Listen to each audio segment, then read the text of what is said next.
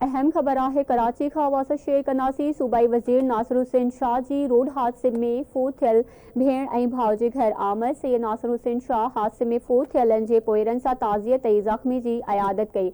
Update कनासी अहम खबर है सूबाई वजीर नासिर हुसैन शाह ज़ख़्मी जो इलाज सिंध हुकूमत जे ख़र्च ते कराइण जो ऐलान कयो। सूबाई वजीर बिलावल भुट्टो ज़रदारी ऐं वॾे वज़ीर तरफ़ां माली इमदाद बाबति मुतासिर कुटुंब खे आगाह कयो। अवासा अहम खबर शेर कनासी सिंध हुकूमत ज़ख़्मी जे इलाज जो ख़र्च बर्दाश्त कंदी। इहो चवण आहे सूबाई वज़ीर सैयद नासिर हुसैन शाह जो।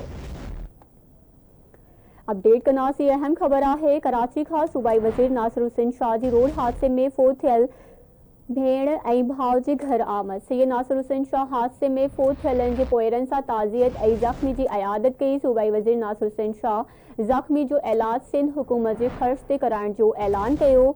अपडेट कनासी सूबाई वज़ीर बिलावल भुट्टो ज़रदारी ऐं वॾे वज़ीर तरफ़ां माली इमदाद बाबति मुतासिर कुटुंब खे आगाह कयो। सिंध हुकूमत ज़ख़्मी जे इलाज जो ख़र्च बर्दाश्त कंदी।